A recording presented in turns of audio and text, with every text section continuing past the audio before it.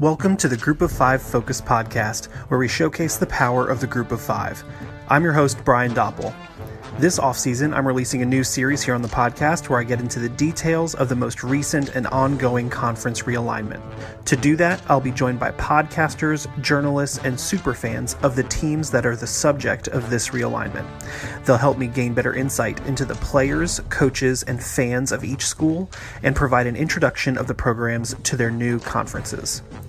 This week, we're introducing the New Mexico State Aggies to their new conference, Conference USA. I'm joined by Colin Deaver, sports director at KTSM in El Paso, who will walk us through everything we need to know about the Aggie football program as they transition to the CUSA. We'll get into it after the break.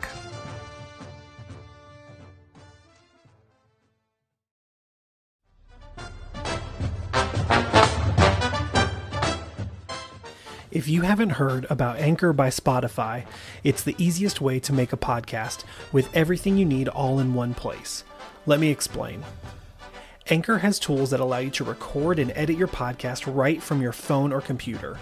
When hosting on Anchor, you can distribute your podcast on listening platforms like Spotify, Apple Podcast, and much more. It's everything you need to make a podcast in one place, and best of all, Anchor is totally free. Let me tell you from personal experience, when I first started this podcast, I knew about Anchor, but I wasn't sure if it was exactly the right tool for me. After a little poking around, I found that in fact it was, and when I had some questions when I first started my podcast, Anchor support was there to help. So if this sounds like it might be the tool for you to start your podcast, download the Anchor app or go to Anchor.fm to get started.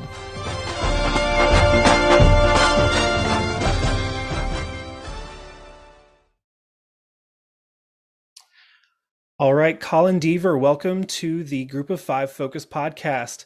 Would you like to just take a moment and introduce yourself to the listeners and talk a little bit about where you are and what you do?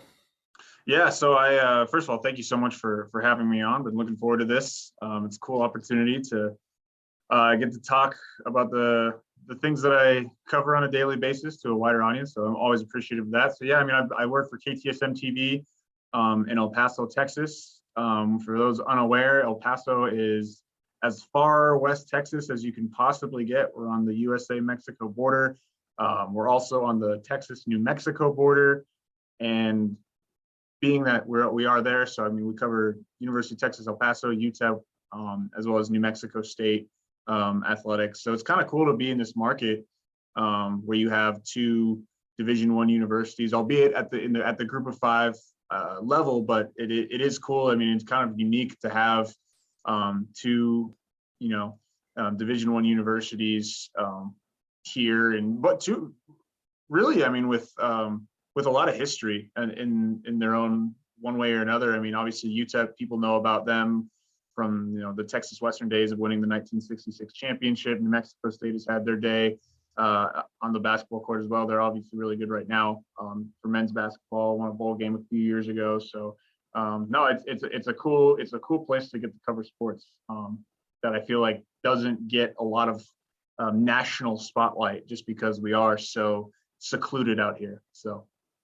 Yeah, it's great to have you on, and that's something that I noticed when I was researching for this interview was that I thought I was mistaken and under the assumption that New Mexico State was a pretty young program because I didn't know much about them, but then I realized that they played their first football season in the 1800s or something, early 1900s, something crazy like that, and I was like, oh, there's history here. There's a story that that a lot of people don't know. So. So with all that being said, can you just share, we might get into some of the history, but could you share what New Mexico State is known for as a university as a whole? Yeah, I would say not a whole lot nationally. I mean, again, it is so secluded. In New Mexico, it is definitely the lesser known of the two big state universities. Obviously, University of New Mexico in Albuquerque, the Lobos.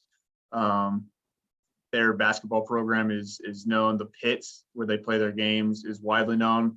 For people back east, NC State fans will probably remember this. Like the pit is where Jim Valvano was like running around looking for somebody to hug.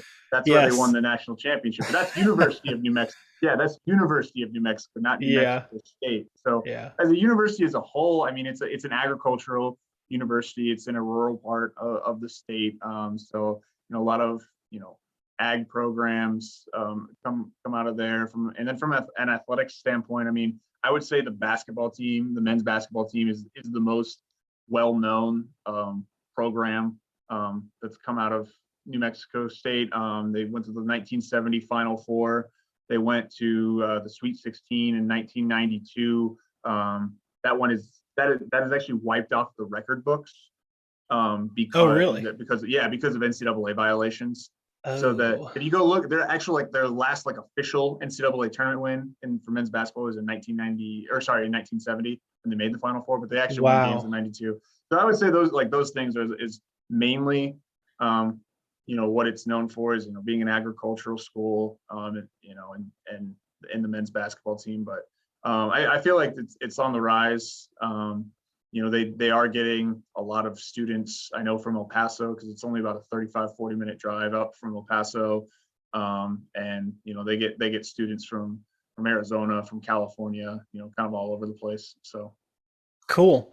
Yeah, it's interesting to hear the different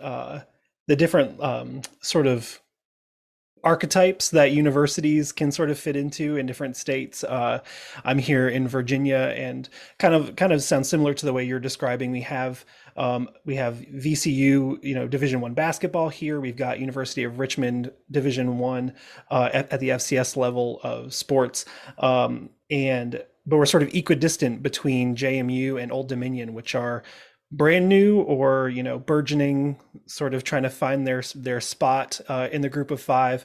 And so but also in the state of Virginia we have our ag schools, and even though some of them might be lesser known, they're still doing really good work, and they're still drawing potential fan bases and potential eyes to see the cool things that those universities are doing. So it's sure. always cool to hear how that's happening in other states too. It's just sort of a cool perspective thing. Um, Switching over to the football program, can you talk a little bit about maybe some of the history of New Mexico State football, sort of how they got to where they are right now? And I know there's a brand new head coach coming in next Right, season, but right. maybe some sort of do you have any idea of sort of what we can expect in the next couple of seasons from the Aggies? That's the $1 million question, even for people in this neck of the woods, for New Mexico State fans. I guess I'll start like modern day and like work back a little bit, Sure. because I mean, right now they just hired Jerry Kill in November, and college football fans will probably remember him most from when he was at Minnesota, and he left there in 2015 because he's had health issues, seizures, and stuff like that. So he basically he sort of like medically retired from being a head coach at the collegiate level. He went, he was an assistant at a couple of places: Rutgers, Kansas State, most recently at TCU. He was the interim head coach after Gary Patterson got fired last November, maybe it was late October. But anyways, he finished out the regular season as the interim head coach at TCU, and then he goes back with the athletic director at New Mexico State, Mario Mocha. They were both at Southern Illinois together, and Kill took Southern Illinois to, I think it was either the '06 or '07 FCS Final Four. Oh, wow. Yeah, yeah. So they go way back. So that's how he got here, was because of Mario Mocha, the athletic. So I think for Aggie fans, like, this is about as exciting of a time for the football program as they've had in a long time, recognizing that they did win a bowl game in 2017. But I think just like looking at the future, I mean, you're bringing in a guy, Jerry Kill, who had success in the Big Ten at Minnesota, which is not exactly a powerhouse in the Big Ten. I mean, he went to bowl games. He won 8 games. I think he won 9 games one season at Minnesota. And he's called himself the quote unquote fix it guy in college football. Kind of everywhere he's been, he's come in and they haven't been very good, and he's immediately built them back up. So there's a lot of like positivity and high hopes, I would say, for New Mexico State. Now, does that mean they're going to win year one? Probably. Who knows? Probably not. I mean, generally that's not how it goes, especially at an FBS independent playing the schedule that they will be playing. Yeah. So, but I think rightfully so. There's some excitement and it was a home run hire. I mean, it really was. Like you can't. If you're New Mexico State, you're not getting a coach like Jerry Kill unless there's extenuating circumstances like illnesses like that, where he was literally out of coaching because of the illnesses. So I'll kind of work my way back now. So their last head coach for the 9 seasons previous to Kill was Doug Martin. They did have some success under Martin. In 2017, they went 7-6 and won the Arizona Bowl. That was the first bowl victory for New Mexico State in 58 years. They hadn't won a bowl game since 1960. So I think that gives you an idea of what this program has been. Not only had they not won a bowl game since 1960, they had not been to a bowl game since 1960. So I'm going to read you just on College Football Reference right now. I'll read you their win-loss records from 2010 to this last year. So 2010, they were 2-10. 2011, they were 4-9. 2012, they were 1-11, 13, 2-10, 14, 2-10, 15, 3-9, 16, 3-9. 2017, they go 7-6, win the bowl. 18, 3-9. 2019, it's 2-10. 2020, they didn't even play a season. Because of COVID restrictions, they played like a 2-game season in the spring against FCS opponents with 1-1, and then last year they went 2-10. So I mean, historically, this is in my opinion the hardest job, bar none, in FBS college football. One, because you're so isolated. B, because it's so hard to recruit here. C, because the talent level for recruiting in the state of New Mexico just isn't that great. And indeed, like the history, like I said, I mean, I think they have 6 seasons of 5 wins or more since like 1970. I mean, it's just, go look at their College Football Reference page and you'll understand why I think this is the hardest job in college football. So there, like you were asking about the history of the program, there really isn't that much. I mean, it's the 2017 Arizona Bowl went over Utah State in overtime with Doug Martin. And then you got to go back to, like I said, 1960. They went 11-0 and won the Sun Bowl. The year before, in 1959, they went 8-3 and won the Sun Bowl. So I guess what you could say for New Mexico State football is they're undefeated in bowl games. Yes, I did see that. I think I don't know the fourth, because I know you mentioned the 3 that they won. There's a tie in like the 30s. Yeah. So yeah, that's crazy. Yeah, whenever I was doing some bowl game episodes, or at the end of this season, and I saw those ties on a lot of teams' records, and I was like, when did these bowl games end in ties? Yeah, and I guess that answers it. It was in the 30s. Well, yeah, I mean, so you just shed a lot of light on the obvious issues that New Mexico State has had historically. But I think what you hit on was the important piece, is that it's not just that the program is not good. It's for reasons that the reasons that you mentioned, the difficulty with against them. It really sounds like it is. So but you're saying the fan base is pretty excited about the hire of Jerry Kill. Does it look like there could be hope for another bowl game eligible season in the next few years or so? Yeah, maybe not this coming year.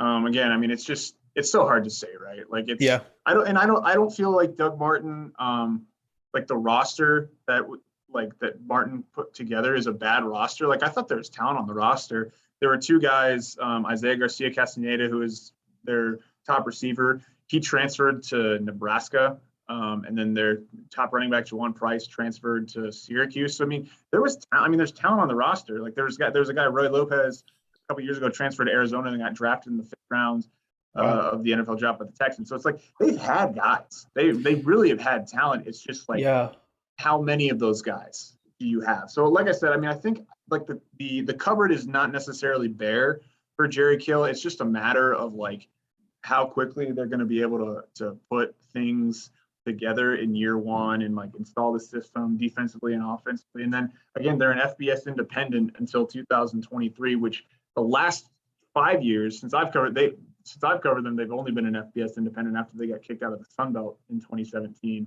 And that's like recently that has been like the biggest hindrance to their success. So like their schedule this year, Nevada, at Minnesota, at UTEP, at Wisconsin, versus Hawaii, FIU, New Mexico, San Jose State, at UMass, Lamar, at Missouri, at Liberty. So you're playing, what is that? That's 3 Power Fives, and that's kind of been the norm the last couple. They played Alabama twice in the last 3 years. They played Ole Miss. They played Kentucky. Like they just deck stacked against you. So I'm not going to go out here and say like it's impossible for them to be bowl eligible in this coming fall for Jerry Kill. I would say it's unlikely. I would probably project them to win 3-4 games at most.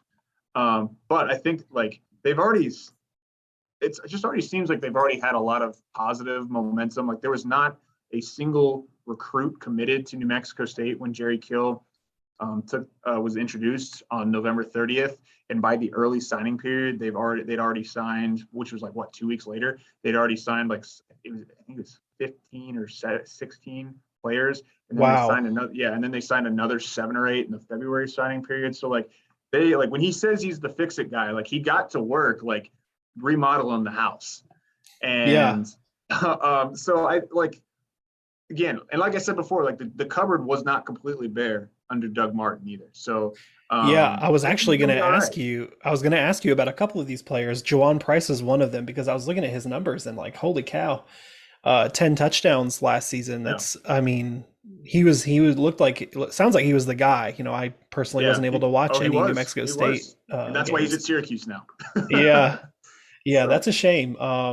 But like you said, it sounds like there's a little bit of hope there with these new recruits coming in, and so hopefully they'll be able to plug in some of these guys to be the difference makers. Do you know anything about Jerry Kill's style of coaching or like the type of gameplay that we could expect from New Mexico State? So I have this quote, and I saw that question on your on the rundown, the list of topics earlier today or yesterday, I guess it was. And I was like, because I'll be very honest, like I didn't watch a lot of Minnesota football in 2015 when he was last there. So like I kind of I did have to do a little, so I had to do a little bit of research about his offensive style. And when he was at Rutgers, like when he was an assistant at Rutgers, there is a headline, and the headline of the article was Rutgers offense like Wisconsin and TCU mixed on drugs. So there you go. I mean, that's the offensive style. I will say he has not been an offensive coordinator like since the early 2000s. He's been a head coach, so it's going to be interesting to see like how much, like, is it his offense or is it the offensive coordinator Tim Beck, who's come out of like the Division II ranks. He was very successful at Pitt State, which is in Kansas. Okay. Yeah. So, which is different. There's another Tim Beck who's like a college football coach. I think he's at Virginia Tech now. So not to be confused with that Tim Beck. This is a different Tim Beck. But yeah, no, I think so. It's going to be interesting. I mean, you think like TCU in Wisconsin, if you mix them on and put them on drugs, I mean, that's obviously power run. Yeah. With some spread principles. So I think that's more or less what you can probably expect to see from them this fall. We'll see. I mean, maybe Tim Beck comes in and does something completely differently. Again, he was at TCU with Jerry Kill this past year. Previously he was the head coach at Pitt State in Kansas. So gotcha. I'm kind of going to be learning when spring ball starts March 15th. I'm going to kind of be learning some of this stuff myself, just to see what they look like. And it'll be interesting. He's an older guy. He's from rural Kansas, Jerry Kill. So like, you can kind of like put together like what you think they might be like as a coach in your head. And he's probably hard nosed. If you don't call yourself the fix it guy in college football and not be a little hard nosed. No, that's an interesting nickname to give yourself. Yeah, exactly. So that's why I'm expecting him to be like team to be like blue collar. All those colloquialisms, stereotypes coaches love to throw out. Yep. Yeah. Hard nose to the grindstone. Exactly. Yeah, Yeah, yeah, all yeah. that kind of stuff. Um, so tell me about the fan base of New Mexico State. Are they excited about the upcoming transition to the CUSA? Are they generally a passionate fan base? I know, it can be difficult when, programs are down for extended periods of time to like keep that energy up.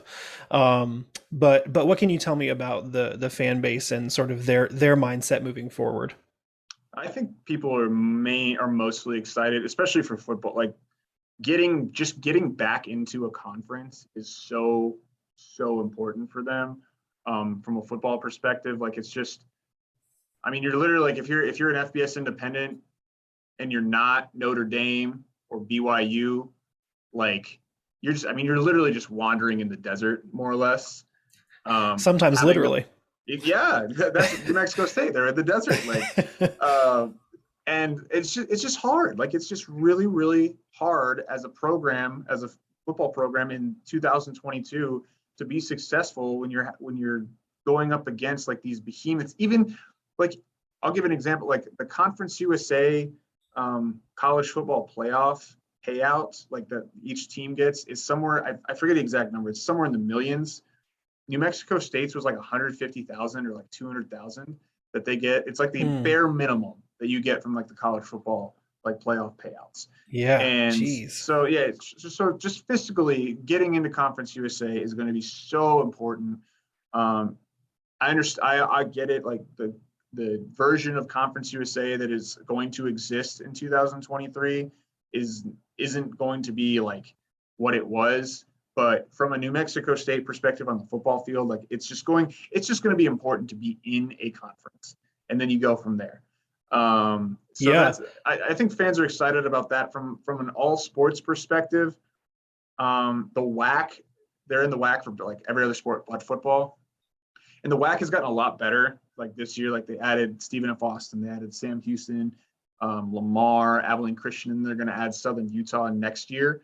So for basketball, like men's basketball, it's actually turned into like, in my opinion, as good of a conference as Conference USA on the men's basketball side. Wow. Everything Yeah. else is still like it's you can kind of go either way on that, for the WAC. But I like this for them stepping into that new Conference USA with Liberty coming in. They're good at obviously football. They're good at basketball. UTEP is on the rise, in my opinion, for both men's basketball and football. Like so, they'll be there. Louisiana Tech is Yeah. is still good. Sam Houston obviously has a really good football program at the FCS level. We'll see how they transition to Yeah, that'll be FBS. But interesting. yeah, so like I don't think it's a bad move. Like is it a lateral move for their other sports? Probably, maybe a slight step up, but the payout from getting back into a conference for football just so far outweighs everything else that it just like you have to do it. Yeah. They had to do it. And Mario Mocha, the athletic director, said for years when I was covering this team, like literally the number one priority was getting back into an FBS football conference. And so when they were able to do it, like doesn't like they don't care. Like they don't care that it's going to be 9 teams and Jacksonville State's in it, and who is Jacksonville State. You should talk to those guys. Whoever covers Jacksonville State, like talk to those guys to figure out who the heck they I are. I actually have already done my Jacksonville State interview, Have and you? I, Let's I go. couldn't find anybody. And so I went to their student paper, and I talked to a student reporter who covers sports for their paper, and Oh, he that's was awesome. stoked. He was saying really great things about it. But I was like, man, I actually forgot what state Jacksonville State is in, and so Alabama? it is Alabama. But yeah, it's like yeah. I don't know Uh, anything about Jacksonville State. I would say couldn't Jacksonville tell you anything State, either. yeah. I don't know much about Sam Houston either.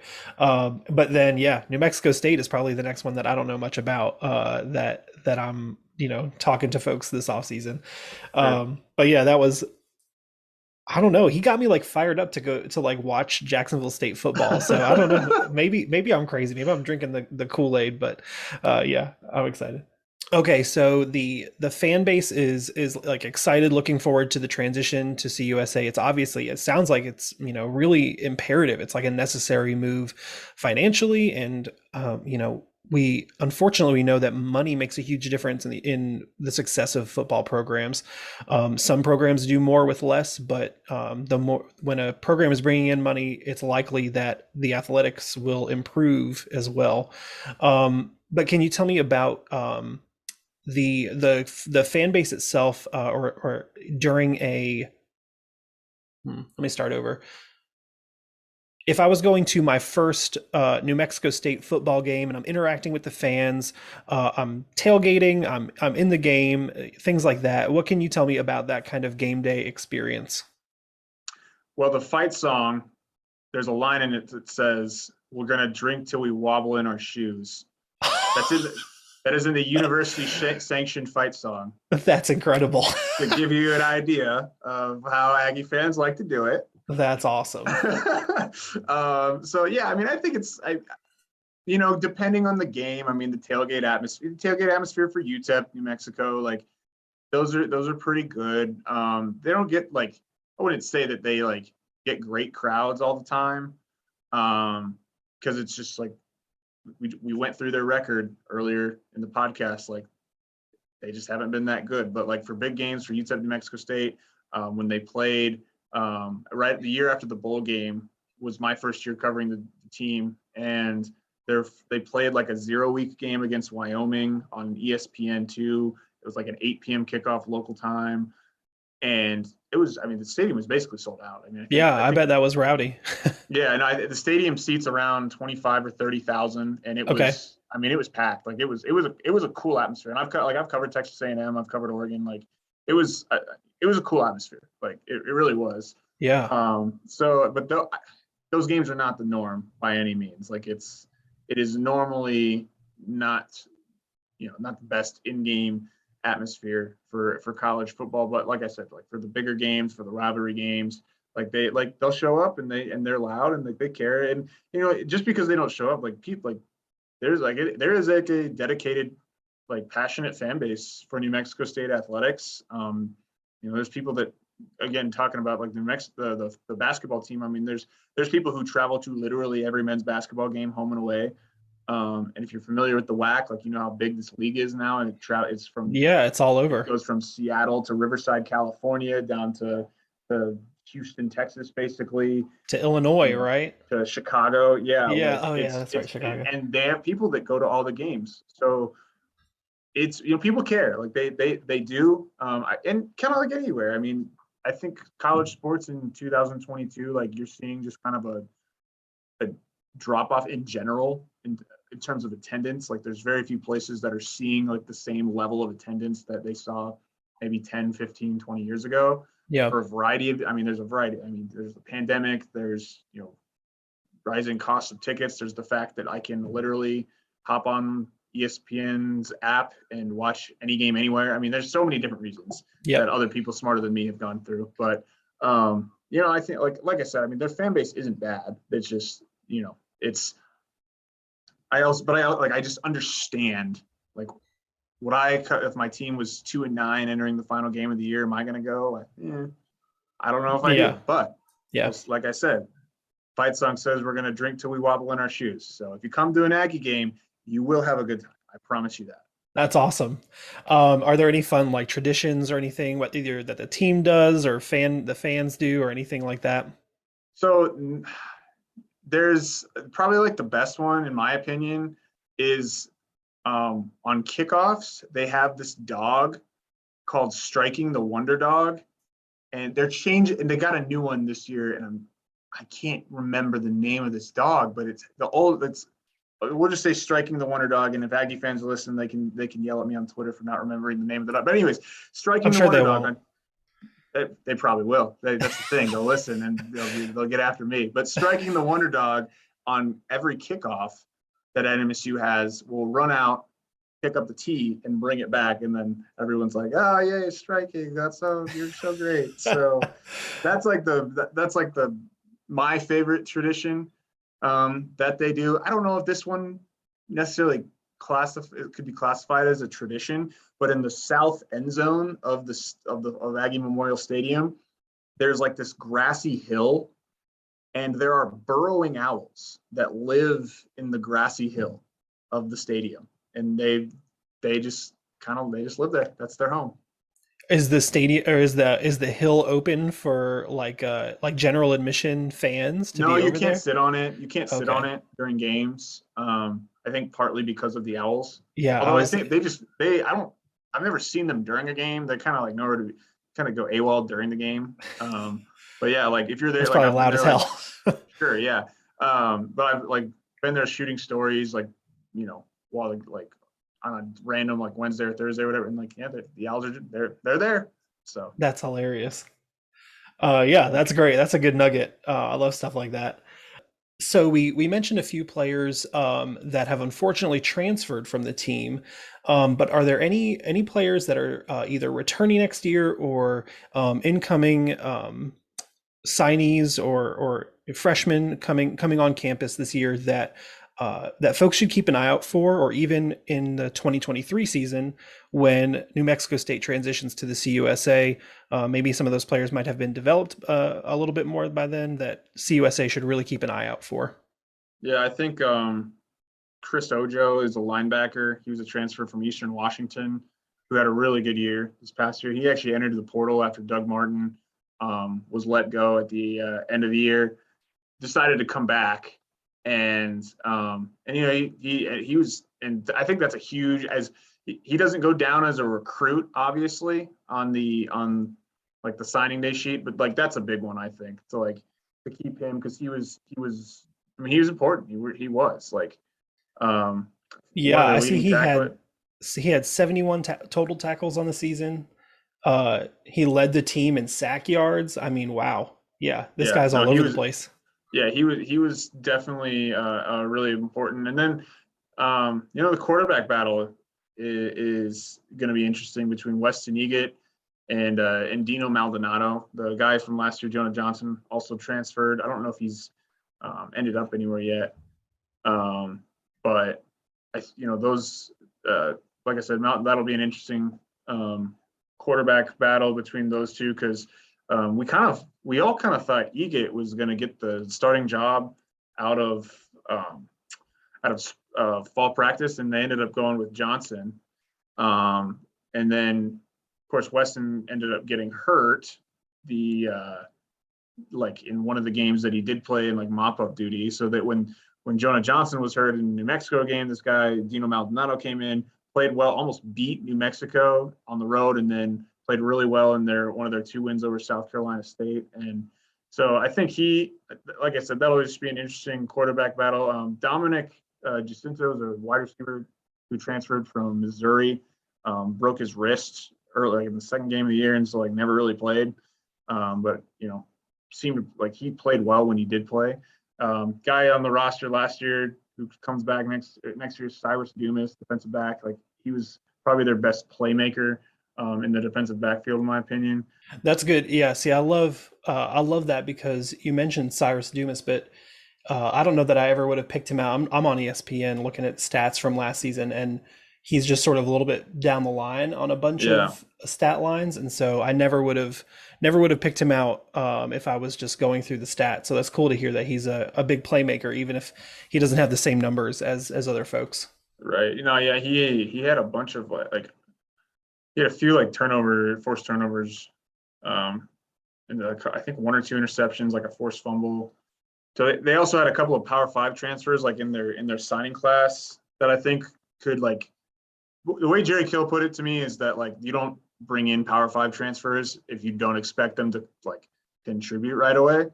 One would be Amonte Watkins, who was at TCU. He was a 4-star recruit out of high school. He was rated the #1 all-purpose running back in the state of Texas and like #4 in the nation by Whoa. 247. So, and then went to TCU, and he was like a cornerback / running back at TCU. And I think TCU like wanted him more as a cornerback. Maybe New Mexico, maybe like the deal with Jerry Kill, like getting into New Mexico State is like you're going to play, you'll get to play running back, but they do list him even on their signing day stuff as a cornerback / running back. So it kind of does seem like it might be remains to be seen Yeah. where he's going to play. But that's that's like the #4 running back basically in the country a couple of years ago is coming to New Mexico State. That's awesome. I mean, Yeah. That's really big. And then the other one is defensive back Andre Seldon. He's a Michigan transfer. Oh, wow. Only play, yeah, and obviously last year they made the college football playoff. He only played one game, but I mean, again, Michigan, he was at Michigan, and the fact that he was on a team that made the college football playoff, I mean, that's pretty valuable experience in my opinion. Even if you aren't playing, like that's valuable experience. So Yeah. we'll see. I mean, they got a couple of FCS transfers as well. A freshman quarterback from North High School, Gavin Frakes. I mean, maybe he factors into that quarterback battle as well. But yeah, no, I think, like I said, I mean, they did a really good job just like building things up after they got here, and then the cupboard isn't completely bare anyways. So Yeah. Yeah, that makes perfect sense. And like you were saying, you know, um, even if this, players don't get the playing time or aren't playing necessarily the position that they want to be playing at these Power Five schools or wherever they're transferring from, they didn't get to those schools by accident. They got there because sure. they're talented. They have skill sets. So especially those students those players who are transferring from Power Five school, it probably doesn't really matter whether he's playing running back or a linebacker or whatever you said. He's gonna make an impact Sure. wherever he's playing, which is always nice. That's what those transfer at its best. That's what the transfer portal is for, right? Absolutely. Yeah. No Um, question about that. yeah. Um, so as the Aggie program gets ready to transition to CUSA, what should other programs in CUSA know about the New Mexico State Aggie program? What should they expect when they play the Aggies? Again, like I said, I mean, this is year one under Kill. So by the time they join Conference USA, we'll have kind of a full year of data to look back on. So you asked me this question in a year, and my answer might be different. But Yeah, I think like if you just look back at their at what Jerry Kill did at Minnesota and Northern Illinois before that, where he took them to a bowl game and kind of set the table. He wasn't the coach when Northern Illinois played in, I think, the Orange Bowl, or maybe it was the Sugar Bowl, one of the two, hmm. in like 2012. But he's the one who like set the table for it. Like he recruited a lot of those players. So I think by this time next year, like when we're talking about New Mexico State football, I think in my opinion, I think you're gonna be talking about a team that maybe exceeded expectations, won a game that maybe we didn't expect them to win. Probably still went 3-9, 4-8. Again, that's 4-8. I think is like the most wins that I would project them to have. They have a tough schedule this year, Yeah, so yeah. that's So reasonable. right. So if this team goes 4-8 this year in year one under Jerry Kill, like I think there's like that's going to turn a lot of heads, like not only Conference USA but nationally. Like okay, like they're building something. So if they go, I think 2-10, 3-9 is probably more realistic for this team next year. But even that, like I think they're going to be in games. I think like they're going to be like this is gonna sound weird to say, like they're going to be like a good 2-10, 3-9 team. And I know that sounds really weird to say, but I think like they're going to be better than like the record would indicate. Yeah. And I think they'll probably get better. Like as the year goes on, they're going to be one of those teams that just kind of like improves and improves and improves. And maybe kind of by the end of the year, they're a team that like, you know, nobody wants to play, I guess. So you're like, oh crap, these guys are, if you're a bowl or a team that's like 5-6, like final couple weeks of the year, and then those Yeah. guys are coming to town. You're like, oh god, we might not go to a bowl game because these guys might be. It's like I could see them being that kind of team. Yeah. So, but Yeah, it's I all can see again, it's that just so too. many unanswered questions right now, just because we don't know and we haven't seen. Yep. We literally have not seen what they look like with Jerry Kill as the head coach yet. So Yeah. Yeah, that's all fair. I appreciate the speculation. yeah, And I'm looking at their schedule for this upcoming year again, and I think that this schedule is harder than whatever their first schedule in CUSA is going to be. I think that they're playing some like really stacked teams. yeah. And Well, and it's because they're an independent, this is how they're kind of like making money more or Yeah. less as an athletic department. They're scheduled because they're not getting conference payouts, so they're scheduling 3 bye games a year. So you got Minnesota, Wisconsin, and Missouri. Missouri. And actually, you know what? I think the Minnesota game is part of a like a some sort of like doubleheader like return game. So I'm not sure if they're Oh, getting okay. some kind of big payout, but Wisconsin and Missouri, I know for sure they're getting payouts for. And like that's how they like last year they got like $3.5 million in payout money for playing Alabama and Kentucky. It was like 1.9 million to go get their butts kicked by Alabama Ooh. and 1.4 to get their butts kicked by Kentucky. So that's literally how they financed the athletic department, and then like played basically whoever they can. They've done a good job of keeping the rivalry games like UTEP and New Mexico. Those are important. And Yeah. then looking at this coming year, I mean, like they're playing a lot of Mountain West teams. They're playing other FBS independents, UMass and Liberty. FIU, which is going to be in Conference USA with FIU, and then Lamar, which is an FCS school. So it's just such a ragtag schedule in a way. Yeah, it is eclectic. It's an Yeah, eclectic group. and the But I other thing think they've done is they're not doing next year, but they've actually played home and home, like in season home and homes. Like this past year in 2021, they played Hawaii in Cruces, and they also traveled to Hawaii. And then in 2018 and 2019, they played Liberty twice, like a wow, home and home. Yeah, so it's very interesting what a how life. they've tried to fill out the schedule. So Yeah. they will be very Um, happy to not have to do that once they're in conference year.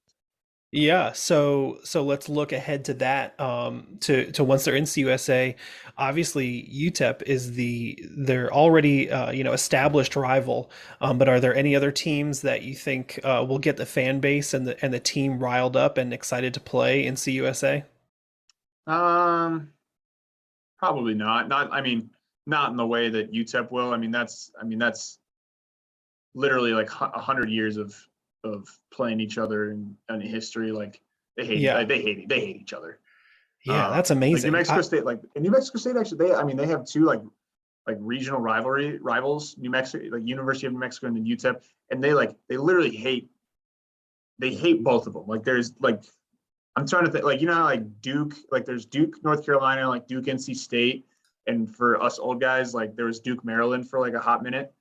But like Yep. there's like a clear, like, there's like a pecking order. And I don't feel like there's a pecking. Like I feel like it's like UTEP, UNM, like they hate both of them equally. Wow. So I just don't think that they're like maybe Sam Houston because it's like semi close, but not really. I mean, that's still 10 hours from here.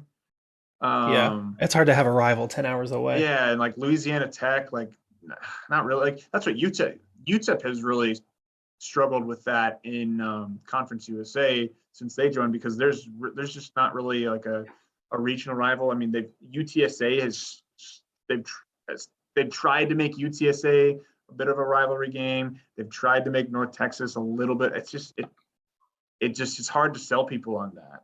Yeah. Especially like when UTEP was coming from the WAC where they were playing, you know, um, you know, San Jose State, Nevada, you know, schools like that. Going back even farther, like you were playing New Mexico was in the WAC for a while. It's just so much more regionally based. Yeah. And so it's a long-winded answer to say that I don't know. I don't really see any other teams other than UTEP like turning into big rivalries for New Mexico State once they join CUSA. Yeah, I can UTEP's the easy one, but that is something else that, kind of interests me about this whole realignment. It does seem like there are a few schools that, even though New Mexico State is joining Conference USA, UTSA is now going to the American, and so like there's another Texas school that, even though not really close, but like if we were going to make things regional, it didn't happen for a lot of No. schools and a lot of fan bases. I'm very lucky that I am an App State fan, and like the Sun Belt East just got crazy regional and like it's a very strong conference. Um, and so like folks can travel really easily. But yeah, I think about schools like UTEP and New Mexico State who are from my perspective, granted, just sort of out there, and they seem sort of stranded. And so it seems like maybe this is not the last time we're going to be talking about realignment in the next, well, we're done talking about it for a little while maybe, but sort of. I think those three schools are like Southern Miss, ODU, and Marshall are trying to get into Sunbelt right now, which is just like, it seems like, I don't know, this just seems like that's like more trouble than it's worth at this point. Just like, dude, just literally play another year. It's okay. Like, it's literally one more year. So I know that they're like, there's bad blood, and I understand that, but you're not like, this is such an isolated, like El Paso, Las Cruces, it is as big as like El Paso. What people don't realize is El Paso is over 1 million people. Yeah, that's crazy. And then Juarez in Mexico, right across the border, is 1.5 million. So like there's plus Las Cruces, which is about 100,000. So you have like 2.6 million roughly people living in this area, but nobody realizes it because we're just so secluded out here. Yeah. And it is what it is. But this, I would say this, like this place is definitely a hidden gem. But I agree, like I think there's going to be more realignment. I don't know what it's going to be. I don't think anybody does. UTEP would love nothing more than to get into the Mountain West, and the Mountain West wants absolutely nothing to do with them. That's tough. Yeah, which like regionally, the Mountain West makes so much sense for both UTEP and New Mexico State, but if there's not mutual interest from the Mountain West, it doesn't matter. Yeah. So maybe if Boise State and someone else gets poached by the Big 12, maybe they'll start looking for other folks to add. Perhaps, could be the case. All right. Is there anything about the Aggie football program that I missed, Colin? Anything that you wanted to share, or also take this opportunity to share any of the work that you're doing and tell folks where they can find you? No, I feel like we covered a lot of it. Like I said, if there's any Aggie fans that are listening, they'll probably get upset with me for not mentioning something or saying something that they didn't want me to say, whatever. I don't know. Well, we can continue the conversation on Twitter then. We can continue educating each other. Yeah, exactly. But no, people can find me. My Twitter handle is @Colin Deaver TV. I cover both, like I said, both New Mexico State and UTEP.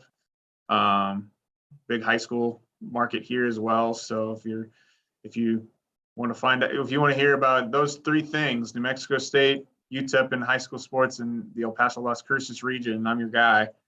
So other than that, man, just thank you so much for having me. This was fun. Always enjoy talking group of five sports. It's kind of what we do, there's definitely a market for it. People, there's a bigger market for Power Five and everything, but there's a lot of group of five schools and a lot of group of five fans. So yeah, man, that's why we're here. That's those fan bases and those programs. It's good stuff. So thank you so much, Colin, for being on, and we'll talk soon. Awesome. Thank you so much.